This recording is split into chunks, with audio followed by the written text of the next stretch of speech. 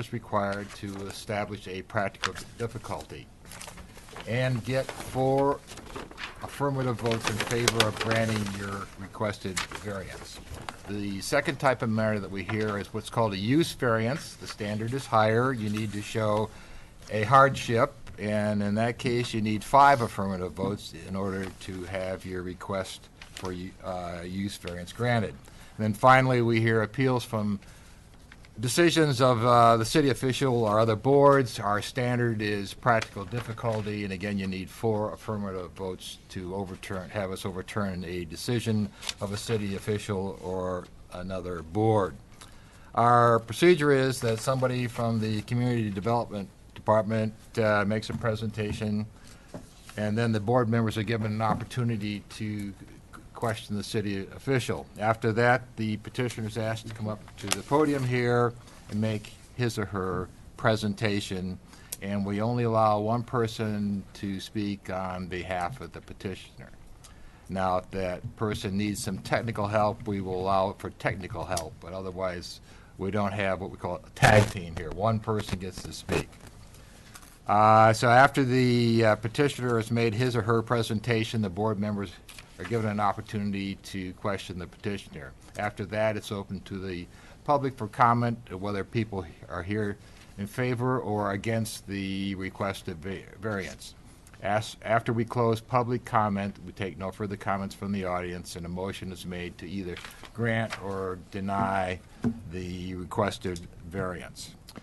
Okay, so we're going to take roll. Chairman Charles Foley. Here. Kevin Hart. Here. Jeffrey Jones.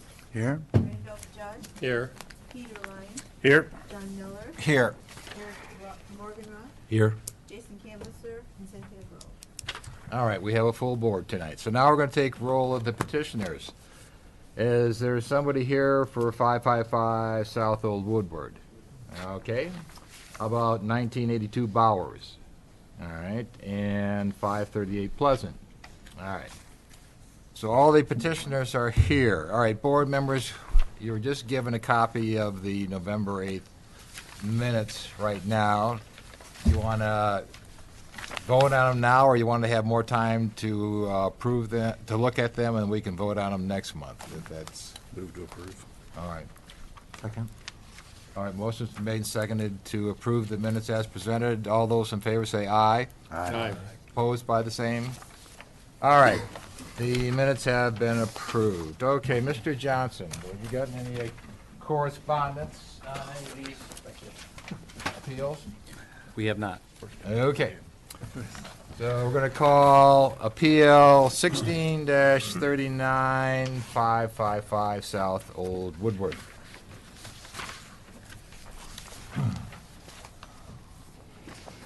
Good evening. This appeal is a request by the Excuse me, you want to introduce? Matthew Baca We know who you are, with but the Planning just for the Department. Yes, this appeal has been applied for by the owners of the Triple Nickel Restaurant at 555 South Old Woodward. Their request is for a variance from Chapter 86, Article 1, Section 1.1B5D of the sign ordinance, which states that non-illuminated signs which identify the entire structure by name may be permitted above the first floor. The applicant is basically requesting to illuminate their sign. On the screen here we have the, it's kind of hard to see it that large, but they have a sign on the second floor of their building, which is, the ordinance calls a building identification sign. Once the owner of the property submits something that states that this is now the official name of the building, they're allowed to have it above the first floor sign band, but it's not allowed to be illuminated. The applicant did appear before the Design Review Board on November 2nd. The board did not approve the sign as it does not comply with the ordinance, as I just stated. However, they did go on the record to say they had no objection to the proposal, and we did attach the minutes with the package. If you have any specific questions, I'd be happy to answer. All right, so they want to illuminate this one sign, but they already have 2 illuminated signs, right? They have two small illuminated signs. Well, the one on the Old Woodward side is a pretty good sign.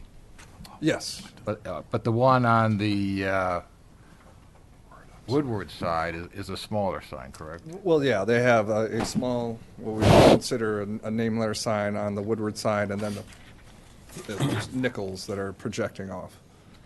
But I think, They could always enlarge that sign if they wanted to. I believe so, yeah, they are not maxed out on their signage. And I noticed from these pictures that were just passed out, well, actually, I saw it last night when I drove by, that the top of the building has, here it looks like a blue, but it was last night it was a green dome. I don't know whether it changes color or what. Yeah, that is actually mechanical screening. It's But it's illuminated. but it is illuminated, yeah. So it's a way to figure out where the Yeah, I where the suppose so, building yeah. is. If somebody said, well, look for the green dome building. Okay. Or Taj Mahal. Mr. Jones? Is there anything prohibiting the sign that they wish if it was below the line between the first and second floor? No, it would be compliant with the ordinance if that was the case. Same size, just lower Yeah, on the building, no prohibition. correct. Mr. Judd?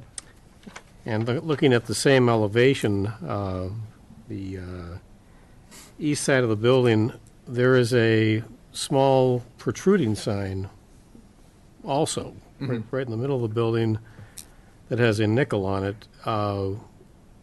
Could that protruding sign be larger? I believe so. Their maximum size for those types of signs is 7.5 square feet per side, so 15 square feet total. I don't think that's maxed out. Okay. You're familiar with this area, aren't you? Mm-hmm. Okay, because last night and tonight I drove it. In fact, I even had dinner there tonight. And when I was going south on Woodward, for the first time I noticed there are somewhat mature trees in front of the parking structure. And even without any leaf coverage, it pretty well blocks the view of that building until we're practically to the side street. So I didn't see where an illumination would have an effect, and yet on coming northbound, I could see where an illumination could be beneficial, but only for one direction. And as Mr. Jones pointed out, if this sign were moved down to between the first and second story, it could be illuminated and it would be compliant. Yes. Okay. Thank you. Mr. Morganroth? Was there any variance or anything required to create the blue greenish hue mechanical screening, or is that? No, that was approved as part of the original special land use permit when it went through the planning board and the city commission. And if they placed the sign into that area, would it achieve the same illumination without illuminating it? Then it would become a sign, it would be prohibited. Okay. So right now, I don't even know what you would really call it. It's just illuminated screening. Right. But You can't put lettering in that or anything? no, because you're not allowed to have signs above the space in between the first and second floor. Mr. Lyon? So oftentimes, buildings have tall first floors, right? Is there kind of an upper limit on what you call the first floor for height-wise, or is it? The ordinance it defines the sign band as between the first and second floor. So there are certainly other buildings in town that have very tall first floors. Okay, so if that was truly one floor, that would be all right to illuminate it then? Yeah. Okay. And then is there so I suppose illumination is not just backlighting, it's also front lighting? Yeah, it could be backlighting, internal illumination, or fixtures like gooseneck lights that shine on it. But you could technically light the whole side of the building if you wanted it from the ground or something like that? Yeah, I mean, if you had had architectural lighting, say like lights that wash the side of the building, that had a broader purpose than just lighting up the sign, I think that would be allowed. Okay. This problem with the sign not being above the first floor, it's really in a limited section of the town, isn't it? It's just the stretch, say, from where Woodward and Old Woodward split up to about Oakland, Well, there's on the west, and basically on the west side of the street. Because That's- that's where all the tall buildings are. Yeah, there's very few, it's not allowed, these building identification signs are not allowed throughout the entire city. Right, but I mean, the only place where you're really gonna run into it is sort of in that strip right there. Most likely, yeah. We haven't had too many requests other than that. Mr. Jones?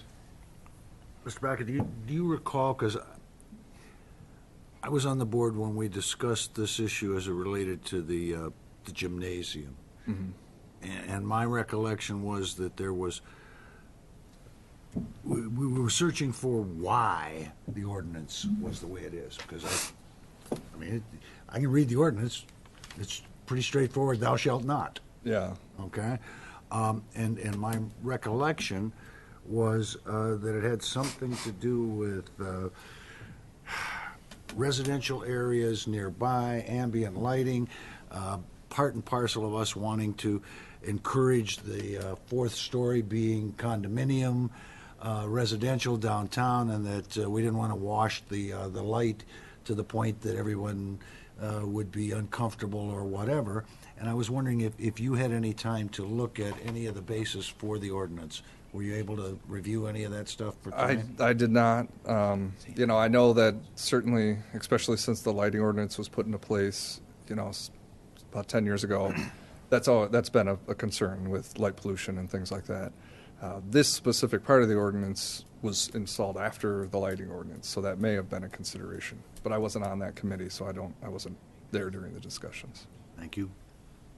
Any other questions, Mr. Miller? Yeah, you know, there's a number of signs, if you just go between Oak and Lincoln on Woodward, that are at least as high or higher, and they're illuminated. They're existing. I assume some were grandfathered in, but you have others like Kroger or even Papa Joe's, which has a sign and they light it from below. Is that because they're seen as one-story buildings, even though like gigantic one-story buildings? Yes. I mean, relatively. And so their signs, the Yeah, their restriction sign isn't, band is technically up at the top of that first floor, even so though it might those be the same signs height. are physically higher than the sign proposed here. Yeah, but because it's a one-story building, they don't fall into that category. Okay, so that gets into the little bit of the idiosyncratic nature of, you know, how you're defining one story, and the city's defining one story as one floor, However high it might be. well, whatever the height limit is of the building, but, Yeah. okay, thank you. Mr. Hart? As Mr. Miller mentioned too, we're talking about the one-story in the written law is that it's, the mezzanine is not included. There's a mezzanine inside Kroger's, which is essentially a second story, but we call it a mezzanine for however we do it. There's an elevator that goes up, there's stairs that go to a second mezzanine. And Papa Joe's has a restaurant that's on its mezzanine as well. And is that how we? Yeah, I mean, we would still go by that Now, definition. in the building, the 555, the triple nickel, on both sides of both the adjacent structures, there's a whole floor of parking, a level of, on both sides, north and south. Is that correct? Is that? Yes. So before we even get to a residential level, there's a full level of parking deck on both sides flanking this north and south. Yeah, I believe if you can actually go from the parking into the restaurant, if I'm not mistaken. Okay, thank you. Any other questions? All right, who's going to speak on behalf of the petitioner?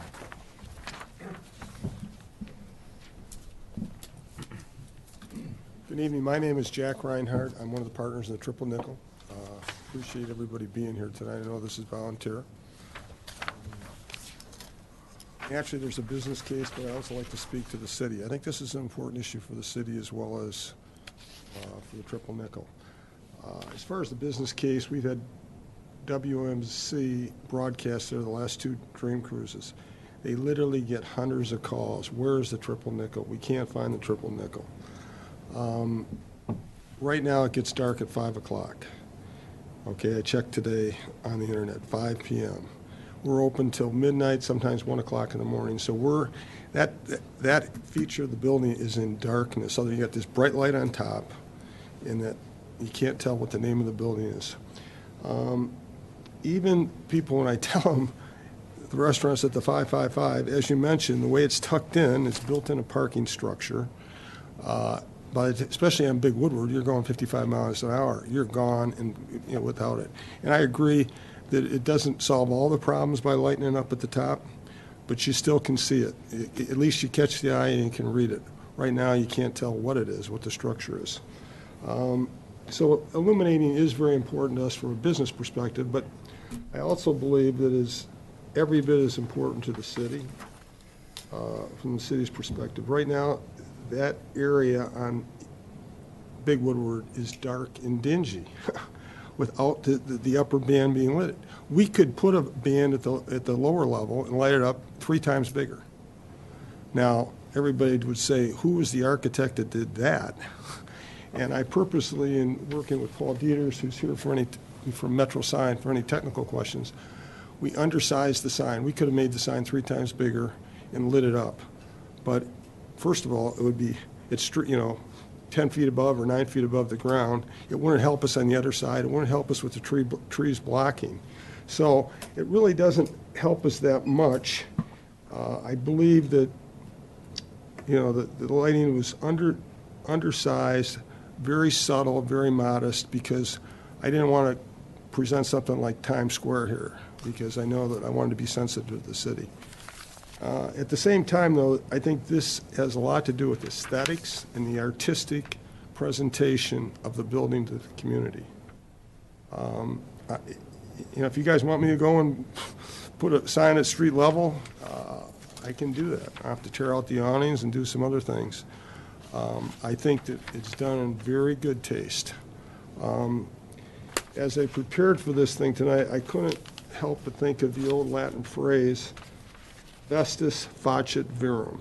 Now, for those of you who never took Latin, that stands for clothes make the man. In this situation, the lighting is such an integral part of the proper presentation in a subtle way so that it doesn't offend anybody. At the same time, it does identify our building to the community. And that's what we tried to do. Again, I appreciate everybody being here. I respectfully request that you seriously consider our appeal. If you have any questions for me, I'm more than happy to answer them. If you have any technical questions for Paul, he can verify that we can do a sign more than 3 times bigger than this right now, and we can illuminate it at street level. I don't think that helps the city. Well, part of the problem, at least the problem I have, is, as the minutes of the other board indicated, when the Powerhouse Gym came in and wanted to do this, we turned them down. And while they're not quite on a corner, they actually were behind the car wash.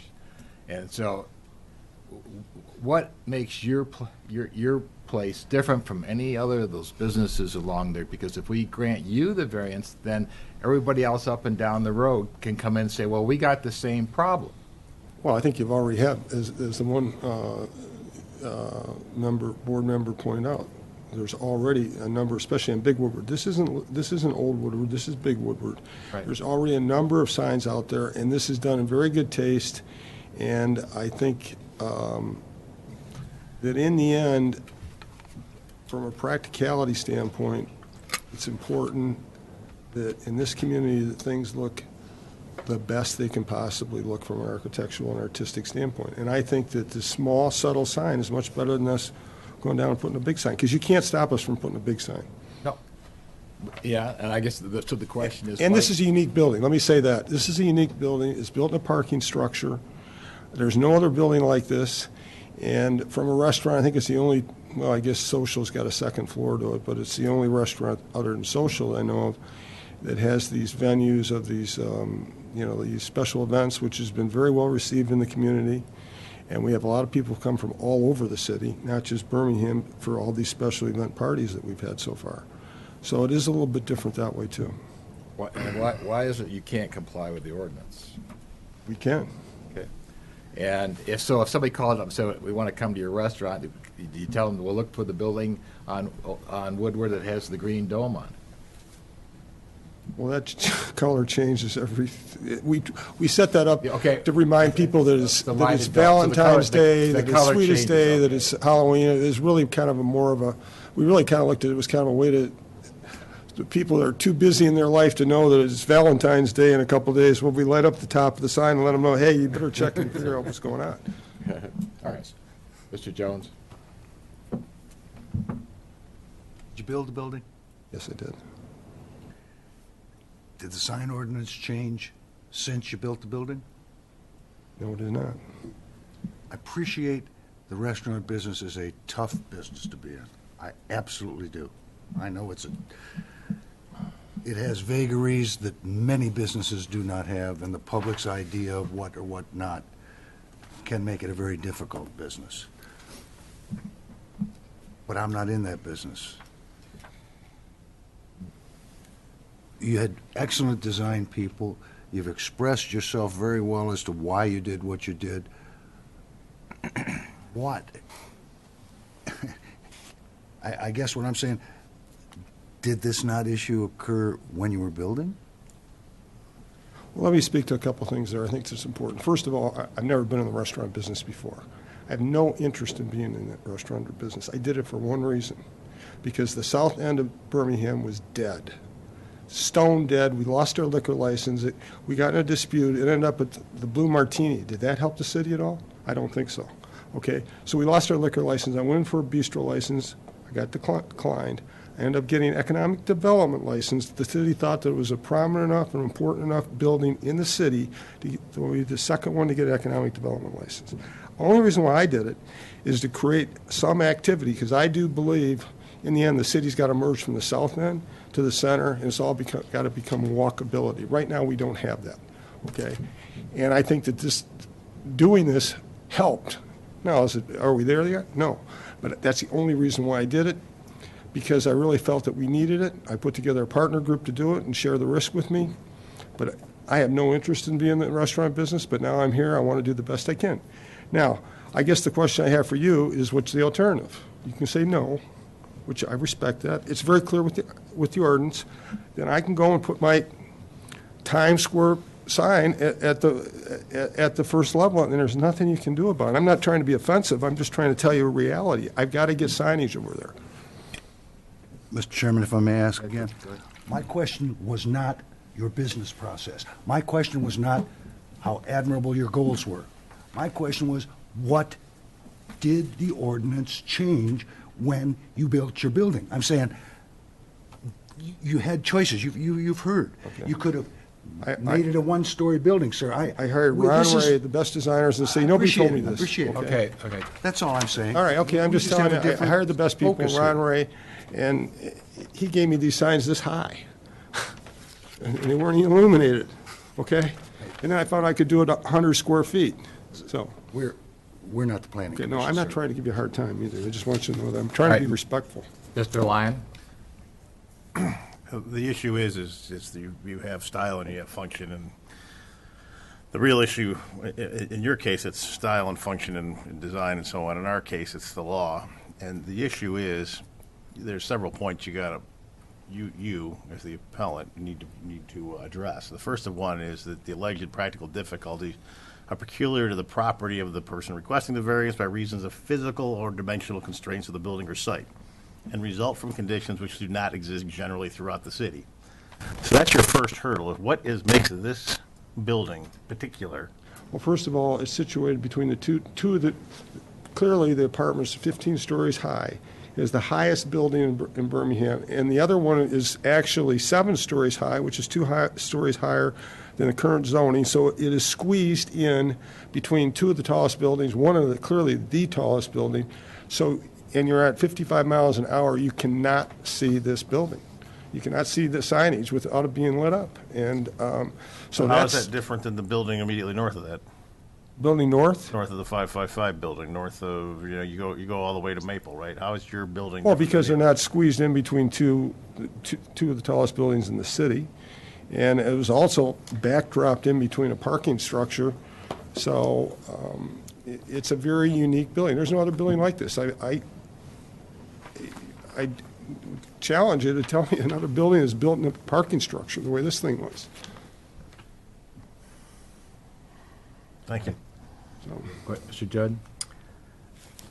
okay. I certainly don't want this to be as contentious as it has been. I no, haven't tried let to me be finish. contentious. I'm No, sorry. I'm not accusing you of a thing, but I have a phrase that goes through my mind all the time since I've sat here, and I've sat here for 21 years, and it says we're not supposed to care. That is the role we have.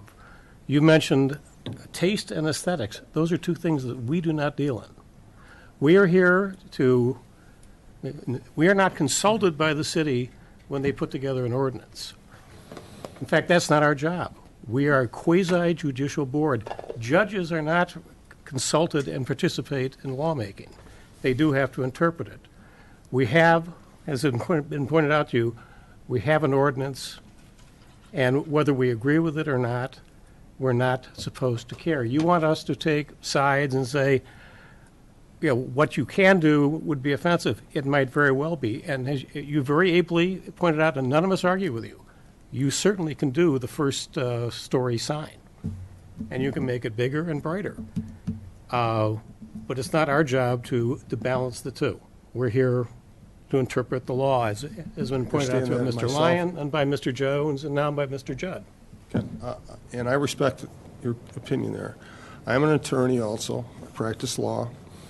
And not in a long, long time. I stopped practicing in 1978. So I'm not a current, up-to-date attorney. But I will say that any type of, judicial, quasi-judicial, administrative have what they call, even judges have judicial discretion, okay? Judicial discretion. What that really means is you have the ability to superimpose practicality. And practicality to me is wisdom over a statute. And to determine whether or not this is really what you want. Because in the end, you're right. I can put whatever sign I want there, and maybe I'm better off with the bigger sign. Everybody will know where I'm at. I was just trying to do this in a respectful way for the city so that you would understand the situation we're in. And I understand if that's your ruling, I respect it. I might disagree with it respectfully. And I have to make, it's like pay your money, take your choice. I paid my money, I take my choice. So I do appreciate you all being here, and I appreciate your time.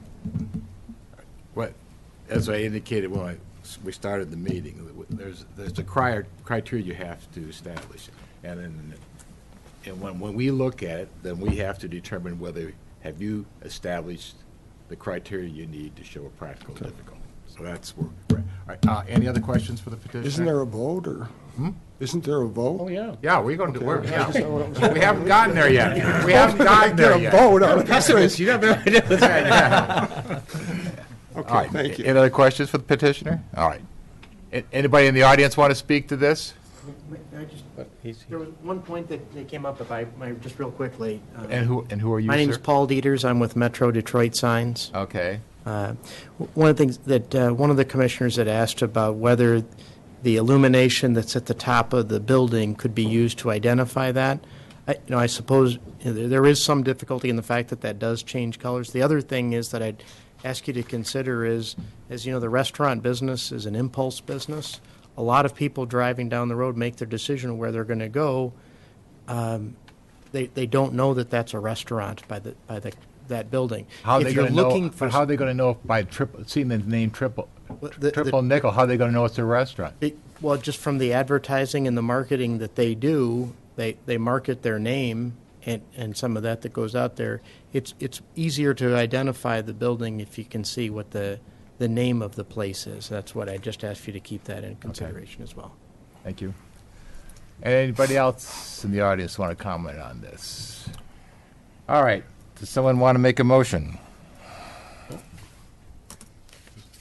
Mr. Miller?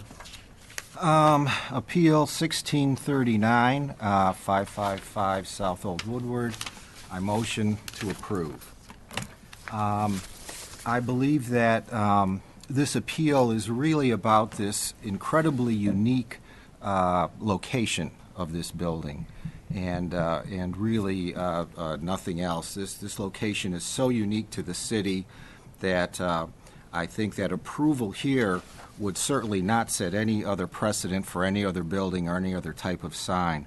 But the building is really in this no other way to describe it, this ugly dead zone A block to the north is a raw parking deck with transformers lined in front of it, completely dark, unlit. To the south, there's dumpsters and more parking decks. So we have this entrepreneur that's attempting to vitalize this one part of Woodward that's really sort of the darkest, most unappealing part of the stretch of Woodward between Lincoln and Oak. And between Lincoln and Oak, there are a number of signs that are taller than this. The Magni Group, 390 Park, 300 Park, Holiday Inn Express, big letters, Kroger right on the corner, the word pharmacy, AAA, Papa Joe's, Wells Fargo, PNC Bank, the private group, not to mention anything on Old North Woodward on the other side, with the Birmingham Theater, Merrillwood, the Plaza. So I don't believe that we're doing anything that would be negative in terms of the neighborhood, and I think it would be enhancing, if you want to call that the neighborhood, that stretch of Woodward. We really are enhancing that neighborhood by livening up and adding some light and some identity again to that dead zone. I think this problem has not been self-created. Again, it's due to the unique quality of this site and the unique circumstances of the property. And for those reasons, I think that this unique piece, that we should approve this, and I think it would be an asset to that stretch of Woodward that the building is located on. Tied to the plans as submitted. Second. All right, motion's been made and seconded to grant the variance as advertised. Any discussion? Mr. Judd? This is one I thought long and hard on. In fact, I probably shouldn't use the term fun, but I haven't gone back into the ordinances and gone back to the sign ordinances. We haven't had a sign ordinance case in a long time. Matter of fact, the Powerhouse Gym might have been the last one. I think the argument presented by the petitioner was very good. I think it certainly has its persuasive qualities. And I can assure Mr. Reinhardt, one thing this board understands is discretion and examining discretion. In fact, we sit in judgment on 2 other boards, one of which you went before, in the event there is an accusation of an abuse of discretion. So I think we're very well founded in that. However, in this case, once again, we are not here to make the law. We are not here to finesse the law. We have the unenviable task of interpreting the ordinances, and if there's a hole in them, that's fine. In this case, I don't see anything that sways me, although it's close. This was a closer one. Therefore, I won't support it. And I would also point out to Mr. Reinhardt that the speed limit on Woodward is supposed to be 45, not 55. So you tell your patrons to slow down. Thank you. Mr. Morgan-Roth? So I'm going to support the motion. I think I can be swayed either way, honestly. I think the concept of, the rule is the rule, and we need to enforce what the city wants to accomplish. I do live right across the street from this building, and I see it from my master bedroom windows, and I appreciate the activity it's created at this end of Birmingham, or that end of Birmingham. And I recognize that when I do drive down, I do not, except for the colorful awning, I don't see Triple Nickel as the Triple Nickel, and I see the value in what you're trying to accomplish, and I think that notwithstanding the other buildings that have signage higher, I think that the fact that this happens to have 2 floors shouldn't be a penalty to prevent you from properly advertising. So I will support the motion. Any other comments? Mr. Jones? I'm not going to be able to support the motion for a number of reasons. And they relate to, again, the same logic we used, and I recall stating back when we had the Powerhouse Gym that discretion, in our instance, sir, is limited by the statute. We have 4 areas wherein we have, quote, discretion to determine something. We do not get the ability to say, oh, this ordinance is dumb. We don't get to say, they couldn't possibly have meant that. That's not within our parameters. It's not what we do. That's not what we're function of. And as you well know, appeals from us go to circuit court.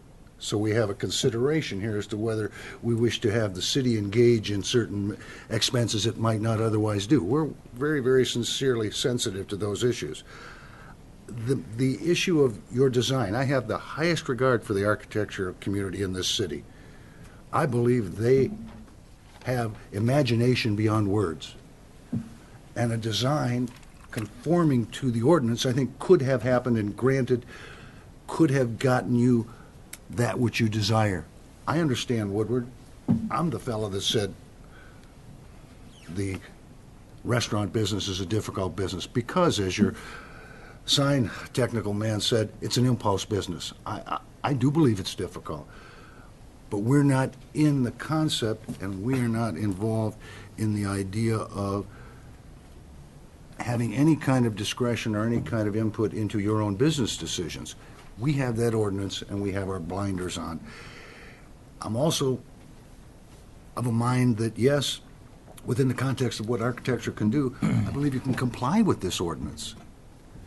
Yes, you built the building. You could have designed it as a one-story building and put it on top if that was a major concern. I mean, there were just so many alternatives, coupled with the idea that the ordinance is in place and we have supported it before. I don't necessarily think in this regard that your application has met any one of the 4 criteria because I don't believe you have an unnecessary hardship. You can put up signage. So I will not be supporting the motion. Okay, I'm not going to be supporting the motion either. For what's already been said, I do not believe the petitioner established the practical difficulty. In fact, he has indicated he can comply with the ordinance. And you just don't go out granting variances because somebody doesn't want to comply with the ordinance when they can comply with the ordinance. If we were to, I think you said, when the comment was made in making the motion that you didn't think we were setting a bad example, I would have to disagree with it. I think you set a very bad example when you go out and grant a variance for somebody who says they can comply with the ordinance. It's you really open yourself up to trouble there. Anybody else? Mr. Hart? Yes, I think I'm going to, as I mentioned, as I second this motion, this is a perfect example of the appellant demonstrating that it does have practical difficulty. There's substantial justice to the neighboring properties. I remember what this building looked like before the development was done. It's a wonderful building, and frankly it's the back of the building that's facing the street. And as I walk the community, and we are here we are proponents of a walkable community. This is a great example of a project that is fulfilling a lot of those missions that we've set out. It's a very unique circumstance. It's a challenging building. It's tucked in a place that I would never even have thought that you could repurpose that volume into something that we have now. And I think that we should look very closely at what can help this business and what can help the community, what helps the human scale of people that try to get across Woodward at that location. It's challenging. Not being able to see, looking to the back of an industrial type building that, as we mentioned, has parking structure and dumpsters and transformers. This is a diamond in the rough. And I think just by its very nature, the fact that it even exists there is a practical difficulty. There's no injustice to any neighboring properties, and I think that the appellant has demonstrated difficulty, and that's why I support the motion. All right, I'd like to clarify one thing before I'll let Mr. Lyons speak. Our function is to determine whether there's a practical difficulty or not. Whether it's been established. Our function is not to help businesses. Agreed. Mr. Lyon. So I literally sit in the middle. 5 points have got to be proven here. Before I go on to that, we referenced the Powerhouse Gym sign, which, if I recall, was not the name of a building. It was the advertised sign for a business within a building. Correct. and it was not the powerhouse gym building the sign was going on. Anybody, if I'm wrong, let me know, but that's my recollection. if I'm not Concur. perfect. So in this case, it's the name of a building, which is somewhat, which I think is a little bit more than just the name of the business. It sets it up. So the 5 points are the alleged practical difficulties or peculiar to this property of the person requesting the variance. I am swayed by the fact that this is a bit of a smaller building standing next to the largest buildings in the city. It is somewhat peculiar. The granting of the requested variance would not be material detrimental to the property owner's immediate vicinity. I don't think anybody's going to be too upset with this. I mean, that's, other than maybe they probably want their own sign, but you got to name the building, right?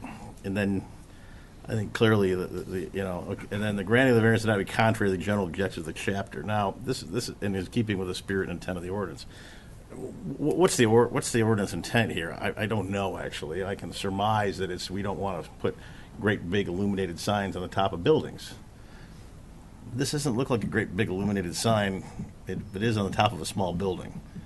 It's actually probably lower than Kroger's and lower than a bunch of other ones that are referenced. I could make the case that maybe if they'd left the front part of the second floor open, they could have come up with a way to make it a mezzanine and it would have fit, or some crazy thing like that. And it is kind of architecturally interesting. The granting of the variance would result in substantial justice being done considering public benefits intended to be secured by the chapter. I talked about the fact that we don't want tall buildings with big signs. Individual hardship be suffered by failure of the Board of Zoning Appeals to grant a variance. That's, I guess, to the petitioner. They're going to suffer some. Probably not the end of the world if they don't get the sign, but it does make it easier to find the building and recognize it is a separate building. And the rights of other property would be affected by the allowance of the variance. I don't think anybody else is going to be adversely affected. So for those slim margins, I will support the motion. Okay, any other comments? Mr. Chairman? Yes, Just for Mr. Chairman. clarification, was this a variance to name that building? I thought it was not. No, it's a building, they already have the rights to name the building. It's just to eliminate the building name sign. The name of the building, as I understand it, Mr. Chairman, is the Triple Nickel Building. Therefore, it's not just the Triple Nickel Restaurant. In the ordinance, it says that a tenant along Woodward Avenue can name the building. They got to be a tenant. I understand, but I'm asking, I guess my point was, has this application morphed into something I did not perceive it to be when we first began? I thought we were asking, I thought we were asking for a sign. It says identify the structure in the advertised variance, which is what I'm going from. Okay. All right, any other comments?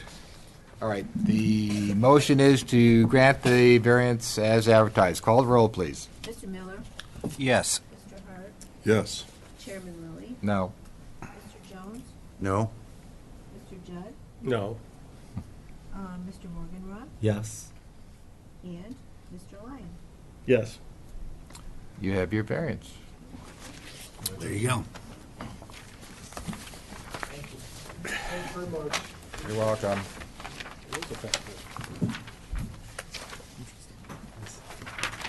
Okay, calling appeal 1640, 1982, Bowers.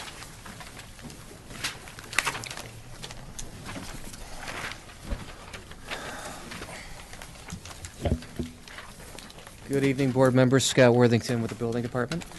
Appeal 1640 is for 1982 Bowers. They are proposing to construct a new house. The area when pink right here is the area that's in violation of the distance between structures. The ordinance requires on a 40-foot lot that they have 14 feet between structures. At the closest point, they're going to be 12.2 feet. Therefore, a variance of 1.8 feet is requested. The existing house that's there right now sits 5 feet off the property line, and the proposed house sits 5.7 feet. So it does reduce the amount of encroachment by 0.7 feet with the location of the new building that's proposed, the new house. They do meet all their setbacks for the lot, but they do not meet distance between principal structures on adjacent lots. All right, so this is one of these 9-5, 5-9 type of deals. Basically is what it is. And the house Gotta get directions here. I think to the east. Did that house get a variance? This one, I don't think they did, because it looks like they may have 9 feet, they just have a little bit more than 5. This one here is... It's a corner lot, isn't it? Yeah, then they'd have to have 10 feet, so they... Yeah. Yeah, and they, We don't know what it is, do we? About this one right here? yeah. Oh, they have to have 10 there, we don't know what they got. Yeah, we don't know what they got. But see, a lot of these we've had a string of houses along Eaton there, where they're jockeying, because they have to have 10 feet off Right. the side, because they're on the corner there. Yeah. And so the question is, where did they get the variance, on the street side or on the other side? So, Yeah. but you don't know the answer. I don't know the answer. I know the distance between came into play in the 80s, so depending on when that was built, it may or may not require to have a variance. Any other questions for Mr. Worthington? Mr. Miller? Yeah, on the, is it the, I think the east side of the house, there's an extending fireplace, sort of, and an areaway also on that side of the house? Is that- On the east side here? Yeah, Cantilevered? yeah. It's just- On the neighboring house? No, on the proposed. Is that,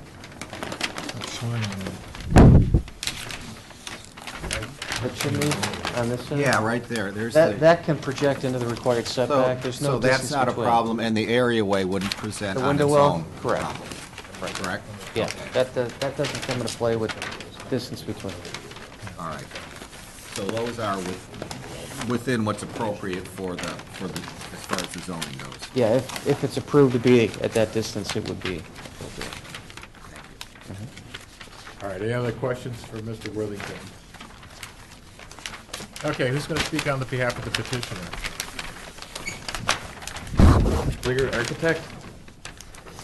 I can't really add too much more to what Mr. Worthington already said.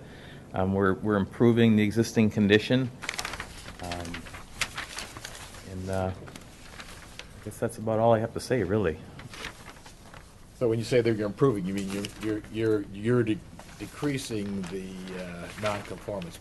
Yes, we're building further away from the east house than what the existing structure is already. And why can't you build a narrower house so that you comply completely? Well, the difficulty there would involve the inability to double rank the bedrooms and the rooms on the first floor. It would be an extremely long house. The house, to have the same square footage, would almost double in length, and it would be like a bowling alley. Okay. Nothing else like that exists in the neighborhood, and it would not be a very practical floor plan. All righty. Anybody else have a question for the petitioner? Thank you. All set.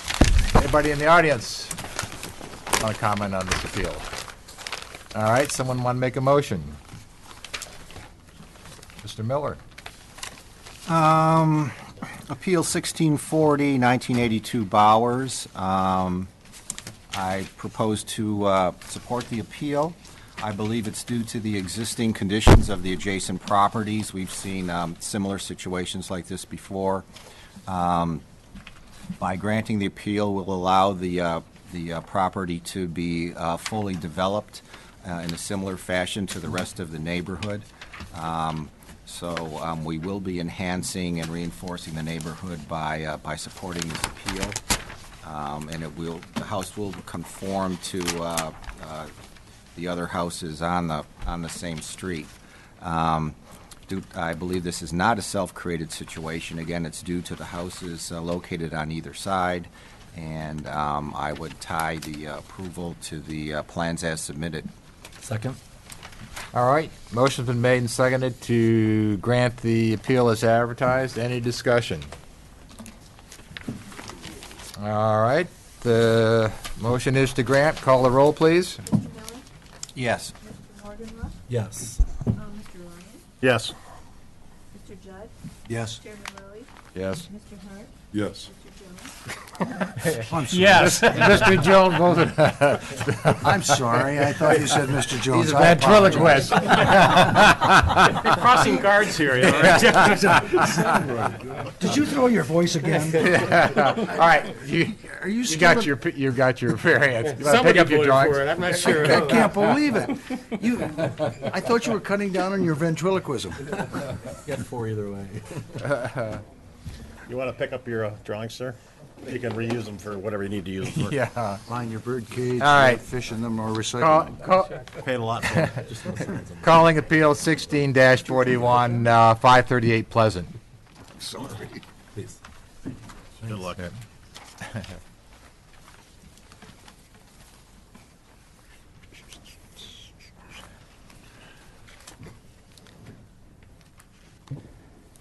Good evening, board members. Scott Worthington with the Building Department. Appeal 16-41 is for 538 Pleasant. What the applicant wants to do is, on the board, it's highlighted in green, there's a red dash. On your plans, I've got it highlighted in yellow, and it shows the area of the garage that's existing non-conforming. What the applicant wants to do is take off the flat roof and put a pitched roof on to what you see in the diagram and the elevation.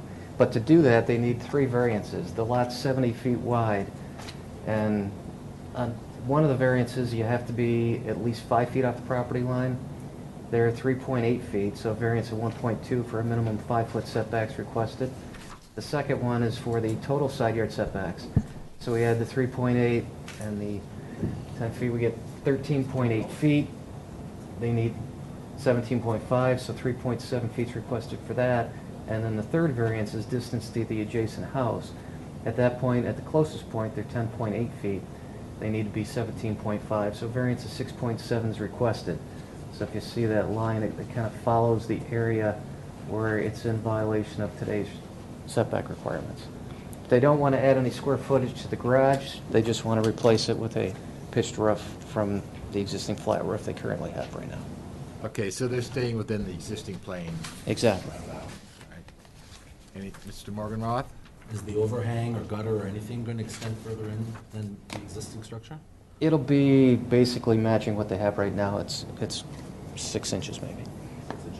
Yeah. All right, any other questions for Mr. Worthington? All right, who's going to speak on behalf of the petitioner? I do have a cutaway of the roof, if that'd be helpful. Sure. I didn't have it at the time we did that. Thank you.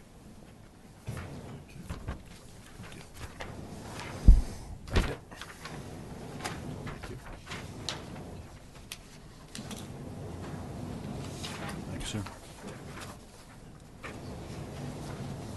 Thanks for coming tonight. Thanks, Scott, for making a good presentation for me. Will you have your name, please? Ben Fisher, Okay, thank you. the homeowner. So I believe 1, if not 2 of the variances, maybe partially due to the neighbor having a previous variance or never getting one because they were grandfathered in. Their house actually sits closer, I think, to my lot line than I'll sit to theirs in the front part of the home. Their garage actually comes over, I think, closer to my garage comes to their back because of the way they cut in, if you notice their garage. And then, you know, the flat roof, it's old, it leaks, it looks bad, it'll make the house look better. I am doing this as part of, I guess, preamble to quoting out an addition on the second floor, which is in the drawings there. Currently now, the flat roof goes over the whole back of the home. But honestly, I don't want to spend $8,000 in drawings if I can't get this variance, and I don't want to do a big addition if I can't have a peaked roof to match, you know, the rest of the home. Otherwise, I'll have an addition off the back of a house with a flat roof and a garage. It looks terrible. So I wanted to make sure I could get that approved before I went the distance with everything else. But there'd be no living space over the garage. I mean, it's going to maintain the same exact structure.